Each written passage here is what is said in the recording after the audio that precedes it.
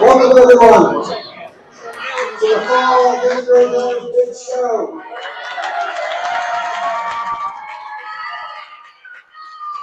Yes, thank you very much. Oh, we're going to go.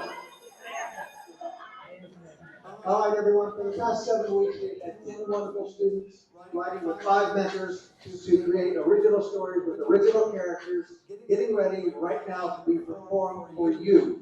So, right now, before we start, I'm going to pass out some gratitude. The wonderful, lovely gatekeepers of the front office, Leslie and Veronica.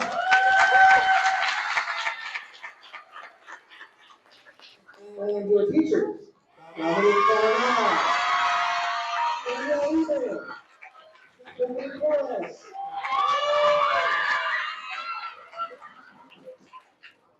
and Principal Casey Howe.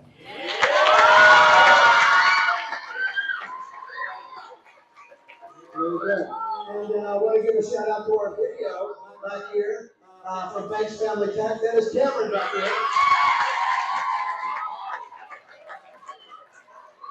He'll be giving us a live lesson show in about a week or so everybody can rewatch some fun. And, well, last but not least, stars of stage, screen, and probably some gnarly TikTok stuff, our actors right here. The best of all right. All right, very good. Oh, it's Greg Holman, I'm sorry.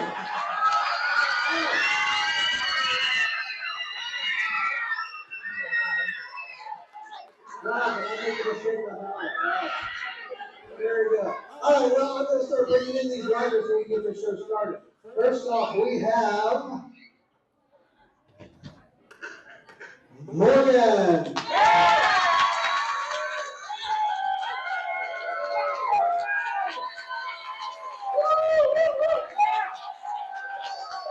And then we have Alicia.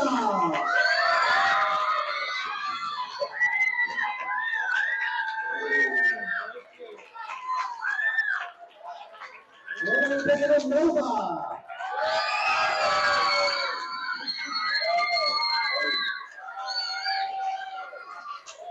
Joshua.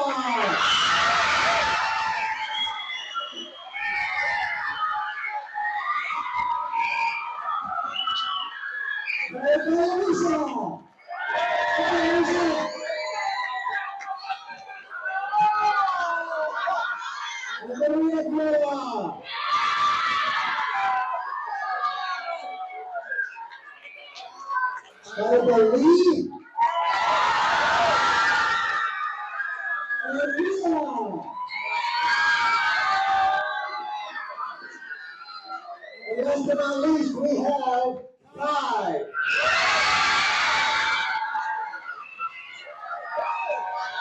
We got Richie up there.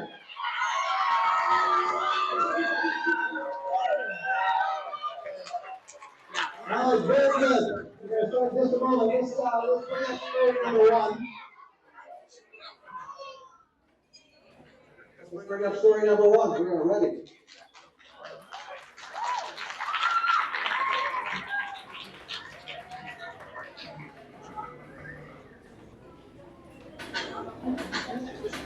Hello, I'm Savannah, and I had the pleasure of working with Alicia and Morgan.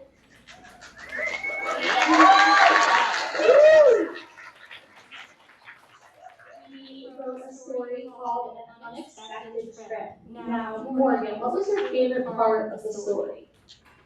Lucy at the fall. She liked the part when our main character is in the car, Wayne City. And Alicia, what was your favorite part of Young Storytellers? Probably my creative characters. Yeah, they did a really great job of creating these characters. I hope you enjoy it, and the tagline is, go after what you want and then chase the sun.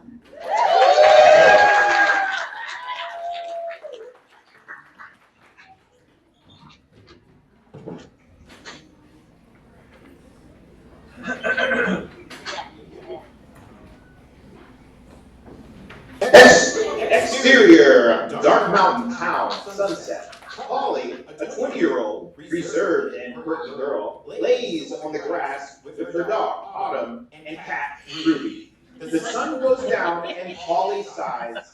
She turns to her animals. I wish I had a brighter light. She gets up and walks to her home with hesitation.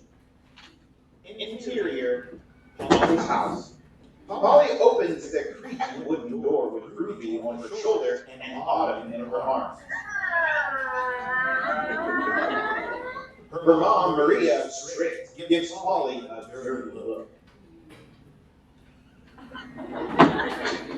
No animals at the dinner table. Polly puts Autumn and Ruby in her bedroom. Then she slumps to the dining room, and then she sits next to her brother, Bruno, kind and silly, to get dinner with her mom. I want to talk to you guys about a road trip I planned. Polly perks up, excited. But there will be no pets and unlimited screen time. Polly loses her excitement. This is the most evil road trip. Where are we going anyway?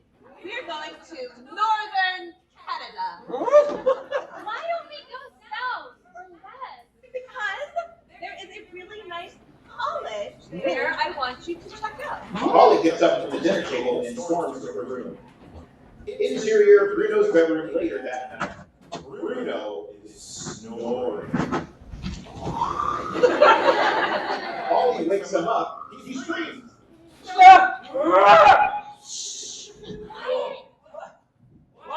Why are you interrupting my beauty sleep? There is no way I'm going on that road trip. I'm going on one of my own. I'm going to change my whole entire life around. Somewhere beautiful and sunny. What about Ruby and Autumn? I'm taking them with me. But I need your help. Tomorrow morning, distract Mom so I can sneak out. Okay, only if you give me all your papers from high school for me to copy. Polly thinks. She pictures herself on the beach, basking in the sunshine. Deal. Interior of Polly's house the next morning. Bruno is making Maria watch a series of ridiculous dances, while Polly tiptoes down the stairs and out the door. Interior, Polly's car. Polly is in her Tesla with Autumn and Ruby, and she blasts Sabrina Carpenter and drives away. When she turns into a neighborhood with mansions, the car makes a sound. The Tesla battery is low. Polly groans, Ruby meows, and Autumn barks.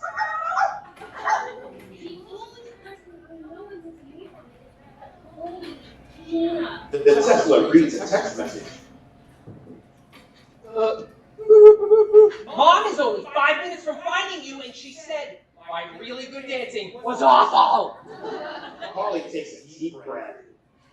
Exterior, Regina's front yard. Regina, sassy, crosses her arms and looks away to Polly as Polly explains her situation.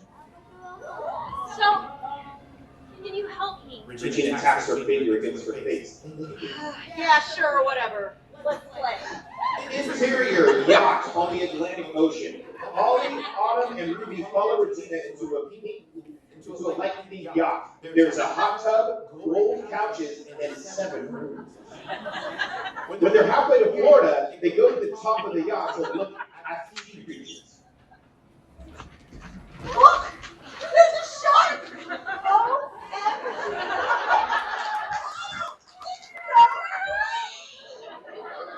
Polly is on the edge to see, and Regina pushes her in and does an evil laugh.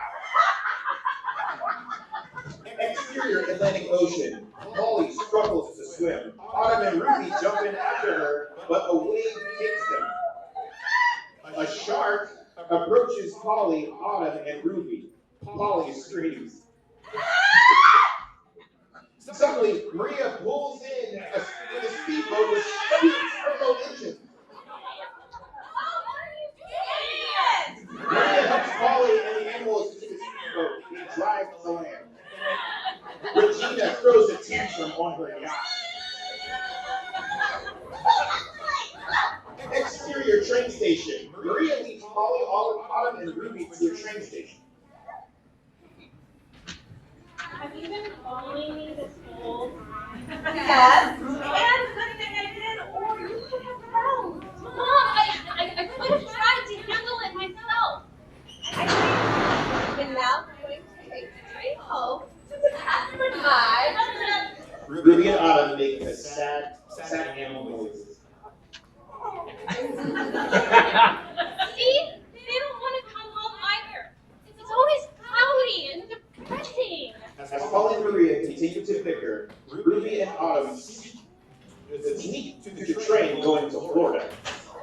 Train doors open, and Polly sees Ruby and Autumn hop on. Polly runs after the animals, and Maria runs after Polly. Just as the train doors start to close, Polly jumps on and tries to help her mom on, but it's too late. Enter your train. Polly is out of breath and finds a seat with Autumn and Ruby. When they settle down, she calls her mom. I'm so sorry. I'll come back as quickly as I can. I thought about it, and I think you're independent and old enough to live by yourself. You changed your mind, Mom. Before you ran after your pet, and when you were on the boat, you looked so happy in the sun.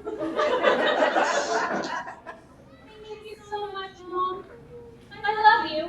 Polly smiles as she looks out the train window. Exterior beach, sunset, 2 years later.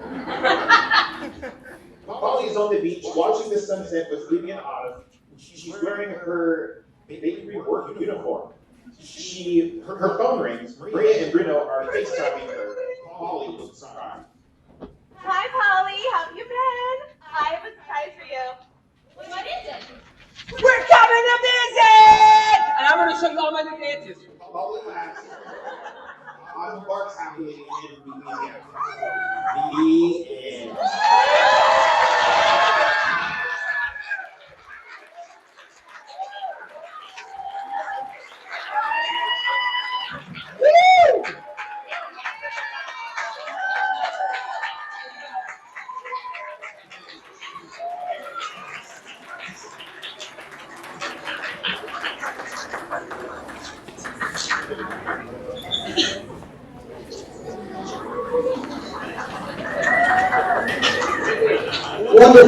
Wonderful story, congratulations. Great group of writers there. Story number 2 coming up, Isu, Adventures Not in Space, mentored by Linda Trujillo. Come on up. Written by Linda and Joshua.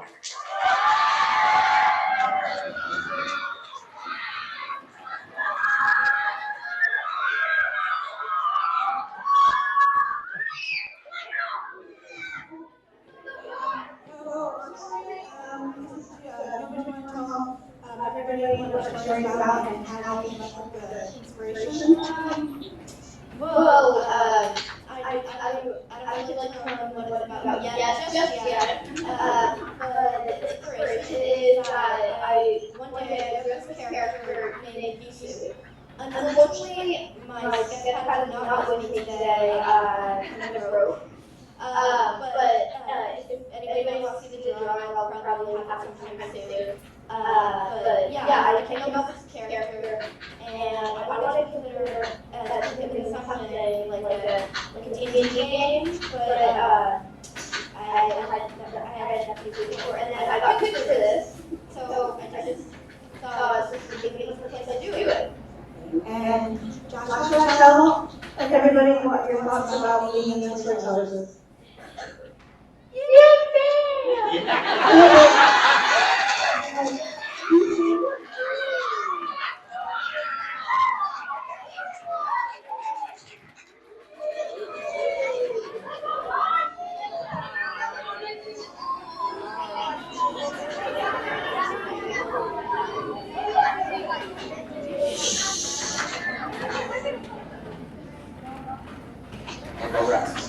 Gisu, Adventures Not in Space. Interior Earth, 2080 day at college campus. Gisu, a 14-year-old college student, is walking down their school hallway to math class. They are an alien from the planet J on Earth to see how the humans act. The only people that knows who they are is the school and their best friend and roommate, Stormy, who really likes cats, especially gray cats. Hi, I'm Gisu. I'm 14 years old and I'm in college. You're probably thinking a 14-year-old can't be in college, but I'm gifted. Well, not exactly gifted. Only the people in school know this, but I'm from from Planet J, and my parents didn't know her for space. They are too old for space exploration, and they work hard to raise me. And here's how I got to Earth. Flashback, interior, a spaceship on planet J. He's the only passenger in the spaceship besides the pilot. We're about to take off. They were still for and check your walkie-talkie. See if I is 10 seconds. Check, check. 10, 9, 8, 7, 6, 5, 4, 3, 2. Spaceship to Earth, it takes flight, and it takes 2 days. Life on the spaceship was great. You could float, eat freeze-dried snacks, do not gravity outside the spacesuit. It was great. And a few days later, boom, I was on Earth. Present day, interior Earth, 2080, day at a college campus. Oh, that's basically how I got here. Jessica, a girl with long orange and brown hair and fair skin, wearing large hoop earrings and too much makeup, bumps into Hisu as they are walking past each other in the hallway, causing Hisu to drop his books. Watch where you walk. Hisu groans as he picks up his books. And that's Jessica. She's the apex predator of the school. And she's like almost like the great-grandma. Even for her name, just she has ears. Interior dorm room. How are your classes? Ooh, what should we do for them? Maybe take out sushi. Stormy gets on the phone and orders their dinner. It is Stormy, my roommate, and basically my best friend. Sushi delivery person arrives. The 2 roommates eat their sushi dinner. I have my night class, a few more classes in the morning, and that's the day in the life of Hisu Bruno. Interior morning college campus. Hisu walks down the hallway and sees Jessica and a few other girls gossiping. As he walks past, he overhears his name to Jessica's dad, who works for the FBI. And then he sees Jessica dialing her phone. Dad, I need you to come here because there's this kid from another planet, and he's not from here. Hisu turns into a cat and scares away. You hear Jessica still on the phone. Interior dorm. Stormy, I heard something that isn't very good in the hallway this morning coming from Jessica. Hisu please come to the principal's office. You. Order dinner! Interior principal's office. Oh, Gisu, you're in trouble. I know everyone here signed an oath at school not to talk about where you're from. Or how you got here, but Jessica has told the FBI. Well, that's not good! Oh, I suggest you pack your stuff and find somewhere to hide. Hisu goes back to his dorm and tells Stormy everything that happened in the principal's office over fast food. Stormy whirls around a French fry as he talks. Stormy whirls around the French fry as he talks. Well, back at my parents' house in Kansas, we had so many underground bunkers that we used for tornadoes. Ooh, maybe we could hide there. Great! I'll pack my stuff. I'll have something to do that I've got to take the high.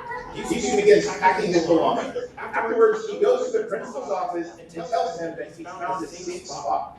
As soon as he leaves the office, the FBI shows up at the school. Interior, Stormy's car. Hisu makes sure he's in incognito as he and Stormy drives to Stormy's house in Kansas. A few hours later, they arrive at the house. Hi, Mom. Oh, hi, Mom. Hi, Dad. I told you about Easter, right? Yep. Yeah. So, we need to borrow the bunker because a lot of stuff is happening right now, and we need to be safe. So, if anybody comes looking for us, just tell them we're not here. So we have food and stuff to keep us entertained, so we'll just be there for a while. Stormy's mom gives a thumb up as the roommates head down to the bunker. You got it! Interior bunker. After half an hour of watching TV, I wonder if they know where I'm at or where I went. they suddenly hear a big knock on the front door of the house, and they both freeze. They hear Stormy's parents open the door and hear them talking. Kisu dashes into the closet to hide. Interior Stormy's parents' house. Have you heard or seen of Isu Vermeil? We know you're lying to us. We will interrogate you and search the house. You will not resist. The FBI pushes past Stormy's parents as they try to approach. Oh! The FBI begin looking all over the house and feel a loose floorboard. What is this? That's nothing. That's a loose floorboard. Give me a hammer. You're gonna have to pay for that. The FBI begins to open the floorboard. It's just a loose floorboard. Please don't do that. The FBI ignores Stormy's parents' protest. Oh, God. We are the law. We are actually doing this for your own safety. We hear there is paranormal activity of a 14-year-old male in this area. We suspect they are from another planet. The FBI begins to open the floorboard until there is room for one of them to squeeze through. They look at each other, nod, and into the bunker. Interior bunker. The FBI sees Stormy on the couch acting chill while Kisu is hiding in the closet. What are you doing here? That doesn't matter right now. Have you seen this humanoid creature in your area? The FBI holds up a blurry picture of Kisu. I'm sorry, I can't see that. I left my glasses at school. It says on your file that you don't wear glasses. Thorny red, and we have the most recent updates on everybody. They hear a small bang coming from the closet. What was that? Oh, that was my hangers falling. Yours aren't that heavy. Well, some of my clothes are heavy and fancy hangers. As the FBI heads towards the closet, Stormy quickly sends a text to Kisu to lock the closet door. The FBI try to open the door and notice that it's locked. They try to open the door by slamming their bodies against the closet, and with a final bang, the closet door opens. No one is there. They turn around and Stormy has disappeared. The confused FBI agents head upstairs and handcuff Stormy's parents. Oh! And they leave the scene. Kisu and Stormy are in Stormy's car heading back to school. Interior college campus. As soon as Kisu and Stormy arrive back at school, Kisu runs into school and yells down the hallway. Jessica got plastic surgery, and she's not even that pretty.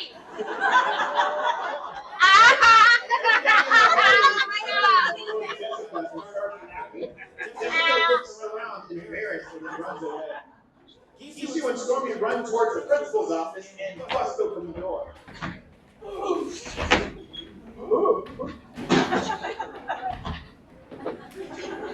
Kisu says, I'd say it found us. Call the police now. the principal dials 3 numbers and Kisu gives Kisu a thumbs up. And he and Stormy run back to their room to hide. Interior dorm room. Kisu and Stormy look out their windows at everything that is happening outside. They watch the FBI agents leave and read their lips saying, "They're not here."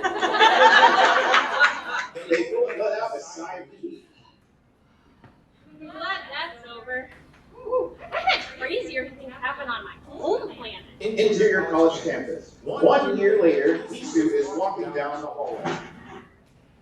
Well, everything is back to normal. Unless I got expelled because the students believed the secret oath of not telling anybody about me. I'm in sophomore year of college, and everything's been great. And that's how my life on Earth's been Gisu continues down the hallway to his class, knowing that his secret is safe.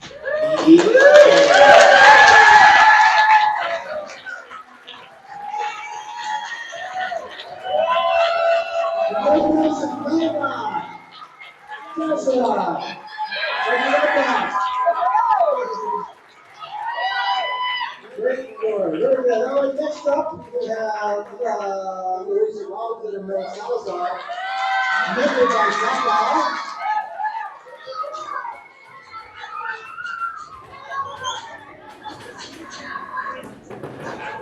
There we go. Stand here. So, one of my favorite things about working with kids is how their stories show the way they interpret the world around them. And I preface that because last week, what began as a sci-fi medieval epic set in a Candyland took a very sharp turn, pretty much in the last 10 minutes of our session, into a Viking political satire. I will let to be a relative guess where in the script this last session started. Anyway, this is Louisa Robinson and Noah Salazar.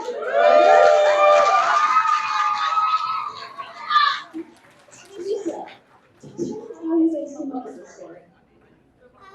We kind of just combined elementary life, I think on the first session we decided we wanted to go medieval, and then we decided to try and combine medieval and sci-fi, and things just kind of started there. And Noah, what is your favorite thing about young storytellers?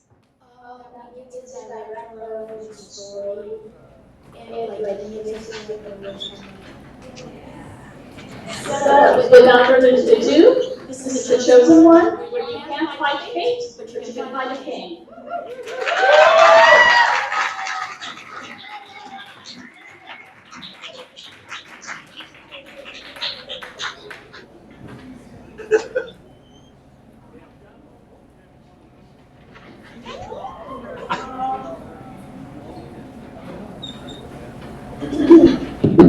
Open on the blank screen, not a sound except for the law and order, dun dun.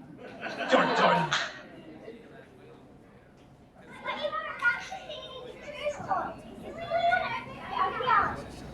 Once upon a time, there was a king. And something remarkable happened in In the sound, the law and order, dun dun, a second time. Open on interior dark cave night. Two monks rush through, frantically searching for something important. Monk 2 finds a place to sit and accidentally triggers a button hidden within the rock. Something begins to stir. A piece of the rock opens, kicking up a bunch of dust.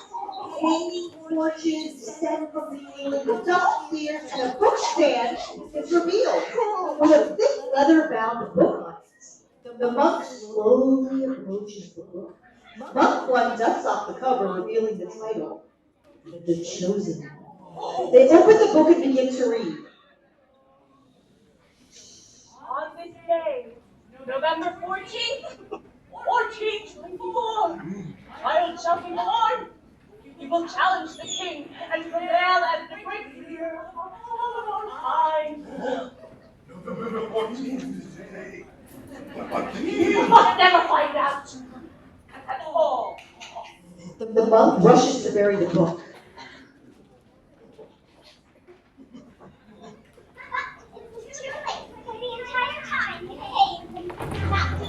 The cave is so dark, the monks don't realize they're surrounded by an entire army of ant spies.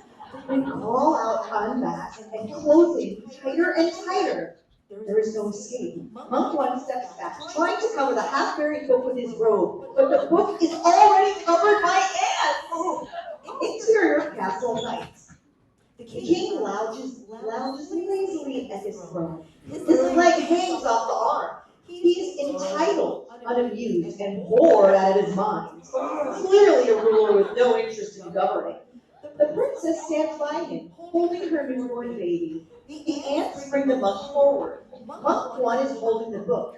Monk 2's hands are tied behind his back. Oh, please tell me I left my gold toilet for something amusing. National security intel. The ants push Monk 1 forward. He hesitates. The ant leader faces at him. Slowly, Monk 1 presents the book to the king. Turn to the last page. The king opens the book, turns to the last page, and begins to read. All of a sudden, red begins to flush through his cheeks. Only one child was born today, Your Highness. The king turns to the princess. She cowers, clutching tighter her baby. Take that child away! The princess resists, but the ants surround her and climb up her legs until she can't bear it any longer and screams for mercy. No! The ant leader snatches the baby and the princess falls to the ground.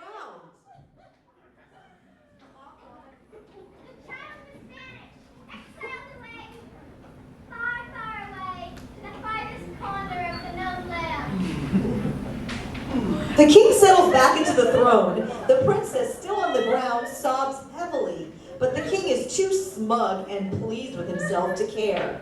We shall never know from whence we came from. Exterior village in front of the monastery, day. Title over 16 years later. Jefferoni walks through the bustling square trying to balance all his groceries, but he trips, the apples tumble out of the bags. One rolls across the street and stops at the feet of Vanessa, who's standing at the monastery entrance. She picks it up and tosses it a couple of times as Jeff nears her. You need help there, buddy? Jeff's groceries are piled so high he can't even see where he's going. Vanessa pushes the door open and he stumbles through. Interior monastery day. Jeff finally bumps into a table and sets his groceries down. Name's Vanessa. Welcome to my home. You? And Jeffrey wanders the room looking up, taking in the beauty of the monastery. I'm Jeff. I live on a farm in the farthest corner of the known land. And gosh, this is such an interesting place for a young woman to live. My parents are monks here. My aunt too. The king arrested them, and my aunt raised me ever since. Jeff turns to her with a quizzical look. Vanessa saunters across the room and motions Jeff to follow her. Interior monastery library day. Vanessa walks to the bookcase. She pulls a book and the entire wall opens, revealing a thick, leather-bound book on a stand. She beckons Jeff. As he approaches the book, she sees the title, The Chosen One. My parents found it in a cave, and the ant spies caught them. They've been in a dungeon ever since. The king banned the book, but my aunt stole it while it was waiting to be processed. Jeff opens the book and begins to read the last page. The princess's son was born that day. The king banished him to the farthest corner of the land. 1492? That's exactly the same year I was born. Vanessa looks at him and scrutinizes. The gears are turning in her head. Did you say you live in the farthest corner of the known land? Suddenly, Jeff stops reading and immediately locks eyes with Vanessa. With each of his protestations, Vanessa takes a step closer to him. Oh, no. No, don't you even. I'm a farm boy. I'm not a fighter. I lead sheep, not humans. I just came here to get groceries, not lead a revolution. Sorry, dude. Prophecy's a prophecy. You can't fight fate. But you can fight a king. Is there an instruction manual on how to do this? The king would have banned it already if there were. We need to come up with our own plan. Begin montage. Quick cuts playing under 80s new wave pop. Jeff warms up at La Rocky Balboa. Jeff helps an old lady across the road. Jeff picks up a shepherd's cane and flips it to turn it into a spear. Jeff and Vanessa go over blueprints of the castle. Jeff fends off a gang of vampire gummy bears. The townspeople cheer. Vanessa outfits Jeff in a suit of armor. She steps back to take a look and nods her head, pleased with her work. We're ready. End montage. Interior castle day. Jeff and the king stare at each other in a nose-to-nose stance. They're battle ready. Two knights carrying platters of assorted candies. What do you want to put these boss.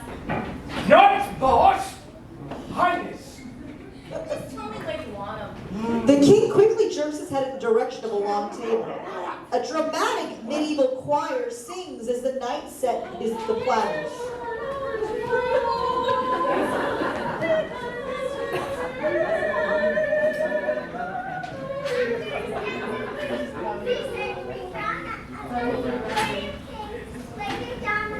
By feeding opponents in traditional battles where one tries to eat more candy than the other until they're too dry. A beat passes, and then the king breaks his stance to address his knights. Didn't we ban the prophecies book ages ago?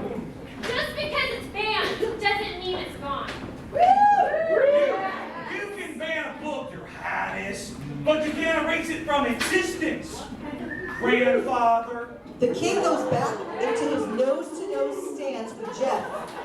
Fine! You're lucky I have a sweet tooth. The most insatiable sweet tooth. Lord man. The king and Jeff break their stance and move to the table, one at each end.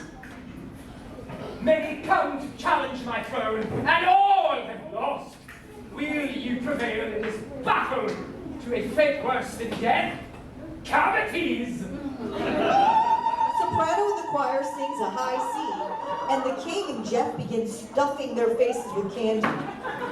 Interior castle later, title over, 2 days later.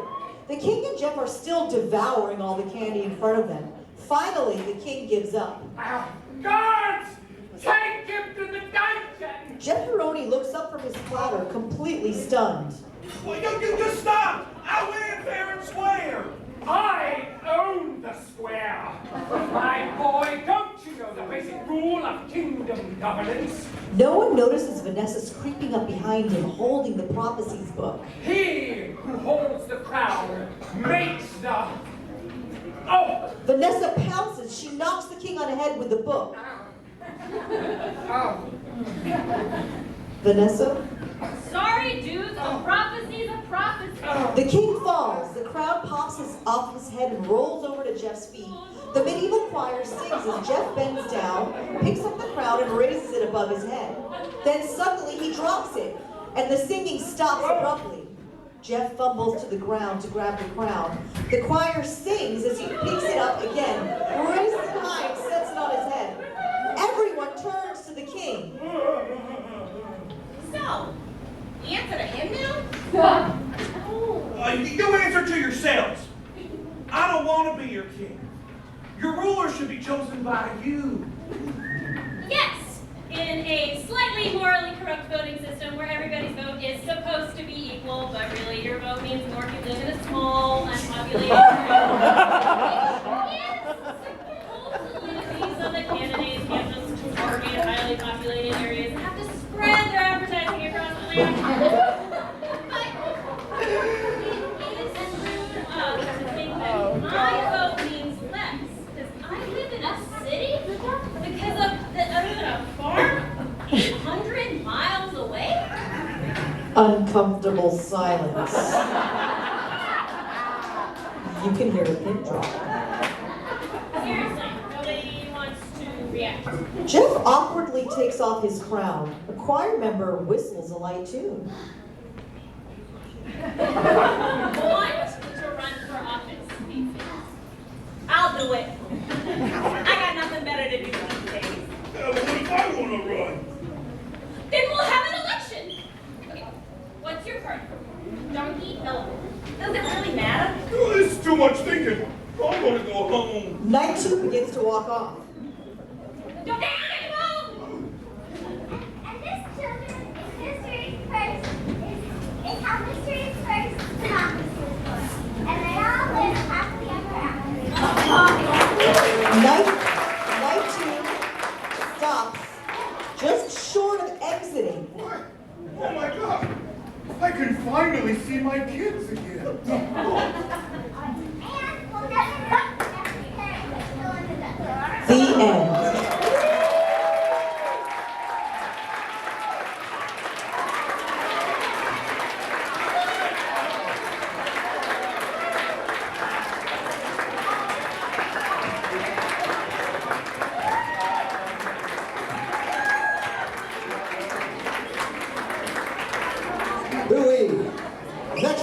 CNN. All right, let's see. We have A Tale of a Wall. Come on up, Lee and Mila.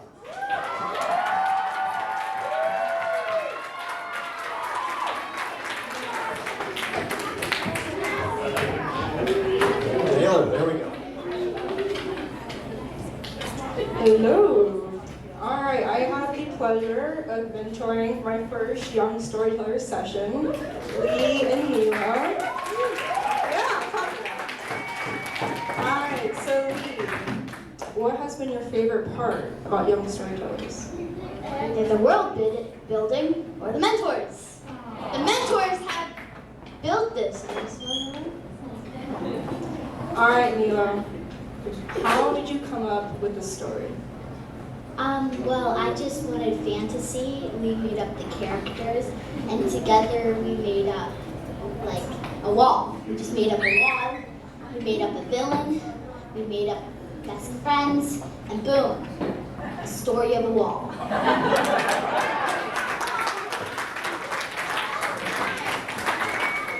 And walls shall crumble.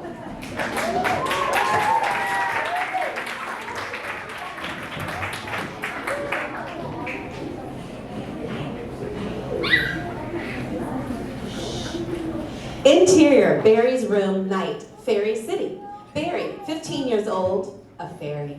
Soft-spoken and shy, but determined. She lays in bed and texts Allium. She grows worried because she has yet to receive a text from her friend. Barry stands up and paces across the room while holding her phone. That's weird. Allium hasn't texted back tonight. We are supposed to hang out tonight at the wall. Barry calls Allium, but again it goes straight to voicemail. She tries to call Allium again, but is interrupted by her mom. Barry, you better go to bed. It's way past your bedtime. Barry groans and gets into bed.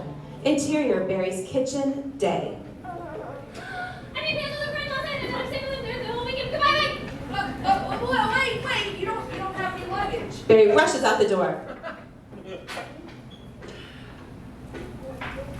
What has that girl gotten into this time? Exterior, dusk, the wall. Barry runs through Fairy City and arrives at the bottom of the wall, out of breath. Barry turns her head left and right looking for Allium. After a few minutes pass, she thinks someone else is at the wall with her. Oh, hey, are you lost? Because I am too. Barry looks up, left, right, and finally down, where she sees the will-o-wisp. Stumbling backwards, she exclaims, What are you? Well, that's a good question. I don't know. Can I ask, why are you here? Well, And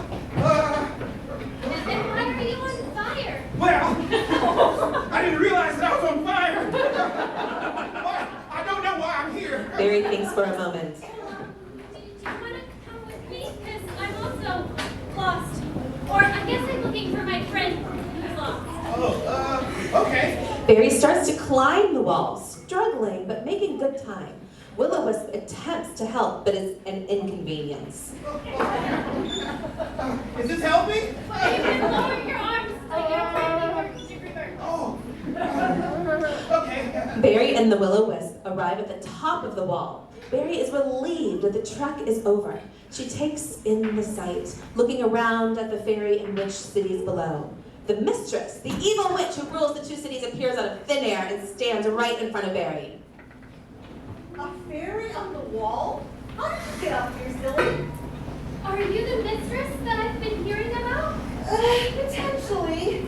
How have you heard about it? I've heard about you from my friend. Actually, I'm looking for him. The mistress moves closer to Barry, closing the gap between them. They are now standing only a few inches apart. Who is that? Oh, they live here. In which city? Everyone who is a witch lives on this side of the wall in the city of the witches. Feeling a sense of danger, Barry and the will-o-wisp start to make their escape. In a moment of panic, Barry jumps off the wall and the will-o-wisp follows. We're going now. Okay. Exterior, night, which city? Now in which city? Barry and the Will-O-Wisp continue their search for Allium, walking from house to house, knocking on people's doors. Have you by chance seen a person named Talia? They have actually been on one side and they're down to their knees on the other side and they're stubborn. And furious strangers. No, now go away. Barry and the Will-O-Wisp walk over to the house next door. Have you seen a person named Talia? Oh, why, yes, I am. They live down the street.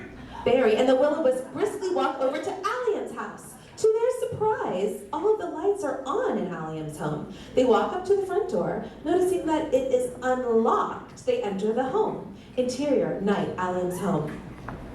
Alia? Alia? Where are you? Who are you talking to? No one's here. Suddenly, out of nowhere, the mistress appears again.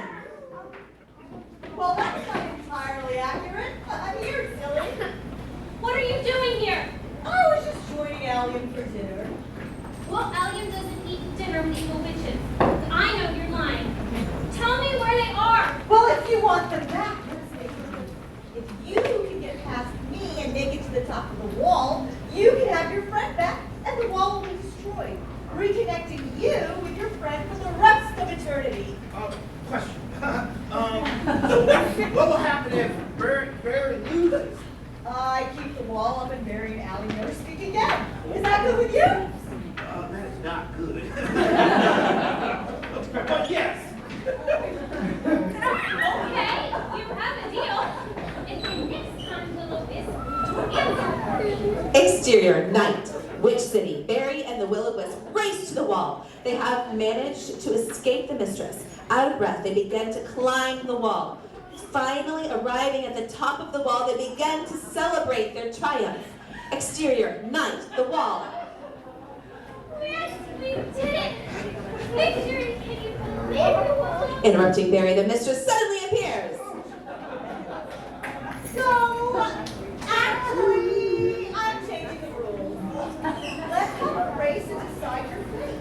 Whoever makes it to the end of the wall wins and gets their wishes. Before Barry has time to respond to the mistress's new rules, the mistress starts running. Barry runs as fast as she can with her wings propelling her forward at a great speed. The mistress casts a spell in an attempt to slow Barry down, but her efforts are unsuccessful. The mistress trips, and Barry zooms ahead, winning the race.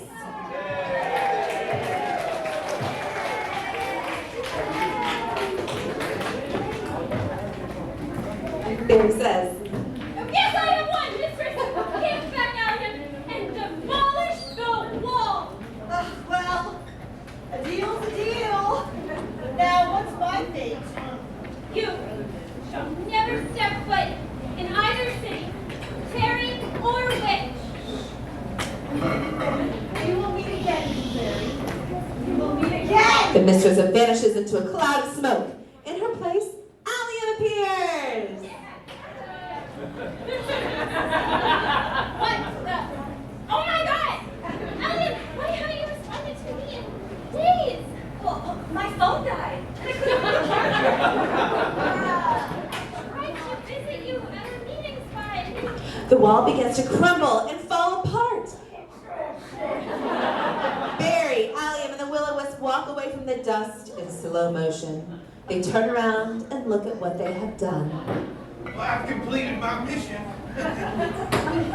Walls will crumble, and we will never be separated again. Yeah, perfect ending. Friendship prevails, and I have always wanted to see that. The end.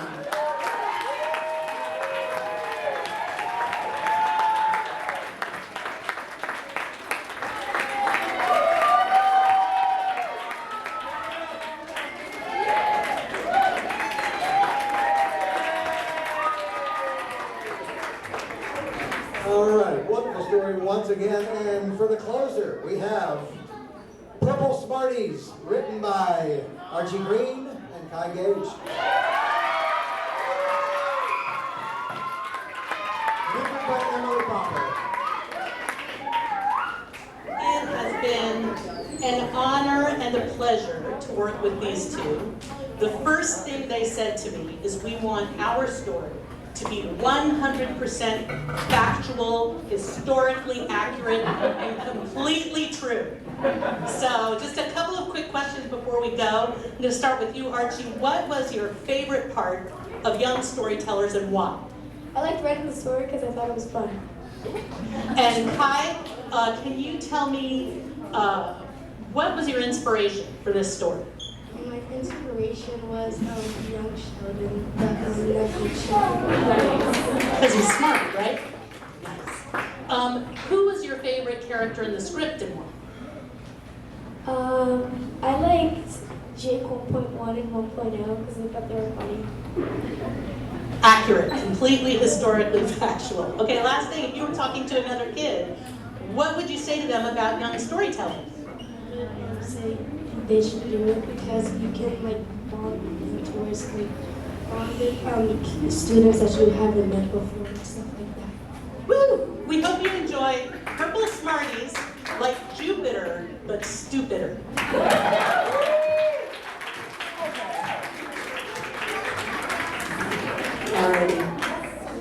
Exterior, the planet Stupider in the purple desert day. Stupider is a large planet like Jupiter, but stupider. Where the Earth has blue oceans, the Stupider planet has purple oceans surrounding the great purple desert. Sandy, the smartest boy on Stupider, stands alone in the desert. In front of him is an oasis populated with the town of Stampeder, which is the capital of Stupider. As he walks up to the city gates, he sees a big blast hole right in the middle of the gates. In front of the hole are two robots, Jake 1.0, who was made a long time ago, and Jake 1.1, who is the latter version. Jake 1.0 has a malfunctioning arm, and his mouth doesn't open, though he can still talk because he has a voice box connected to a speaker. These stupider people are never going to guess that we're robots. These are excellent costumes. Actually, they're excellent disguises. Sandy immediately recognizes that they're cyborgs and hides behind a sand dune. We must stop these smart girls. She's our worst enemy. Actually, we must neutralize our bête noire. Wait, she has no hair? Bête noire means a person or thing that is greatly disliked or feared. But we still need to get her, right? But of course. They walk away, and Sandy follows through the gaping hole in the gate. Whoa, who's this smart girl? Does she have hair or not? I better report this to the president. Interior, the president's office day. The president looks like Surfer with long blonde hair to his shoulders. He is unfixing his chair he sits in, and it falls down. That was fun. What in the name of jumping joeys are you doing? The president straightens up and tries to look dignified and presidential. Well, you may be wondering why I've called you here today. Well, you didn't call me, I just came by to say that. Of course I called you. He looks at his hands and twiddles his thumbs with embarrassment. There have been people go missing, and you will think it's a coincidence. No spit, Sherlock.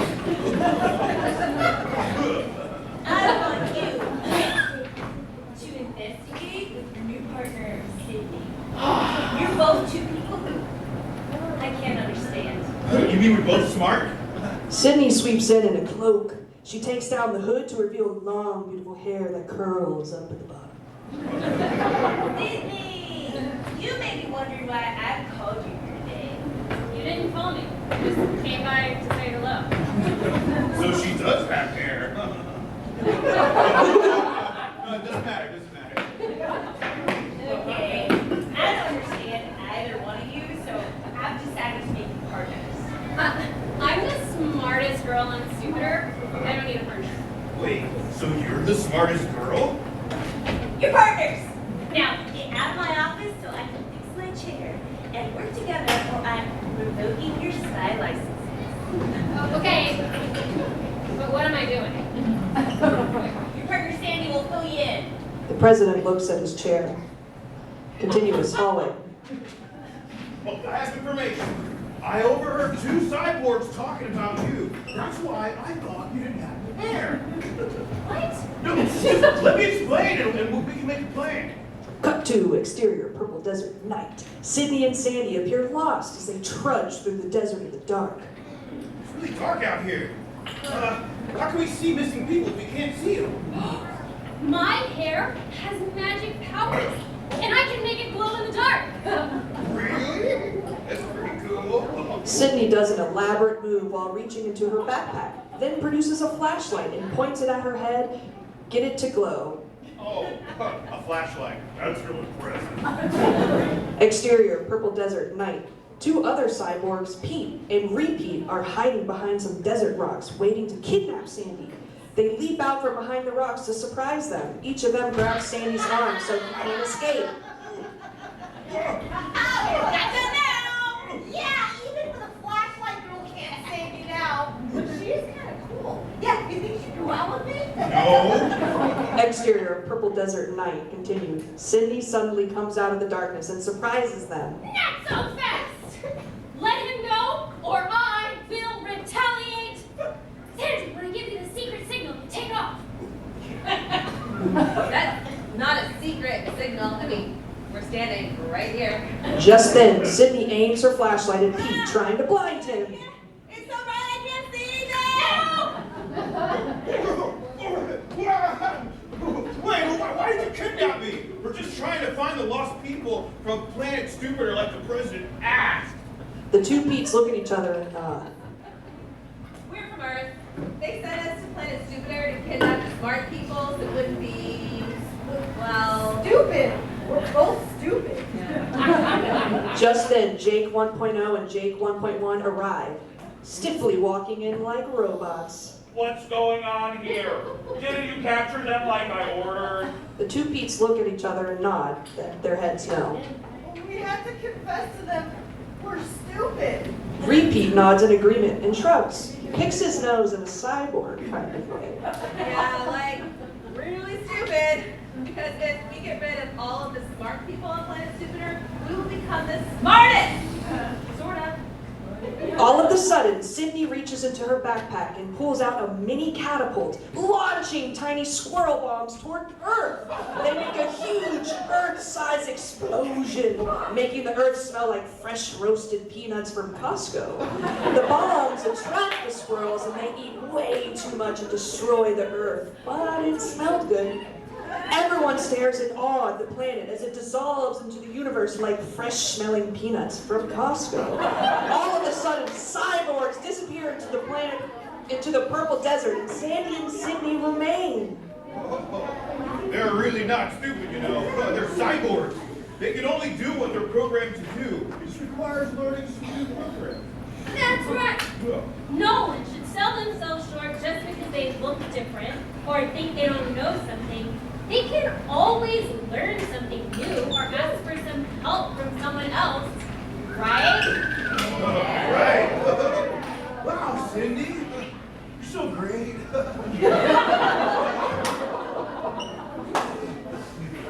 Oh, will you go out with me? You be your girlfriend? Yeah, I mean, let's go to Costco for our first date. The end.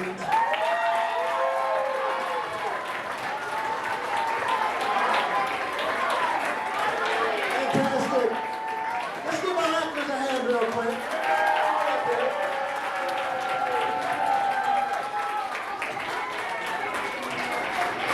All these fabulous writers right here.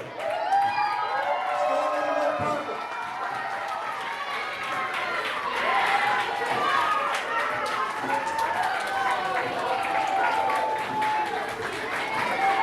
Okay, we have a request from Louise here. We all need to break into a quick chicken dance real quick. 1, 2, 3.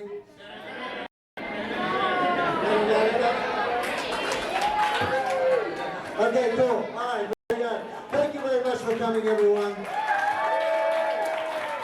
Thanks to the school for your ongoing support. Thanks to Greg, Dominique, Stephanie, Daniela, Leslie, Veronica, Dan Casey, thank you so much.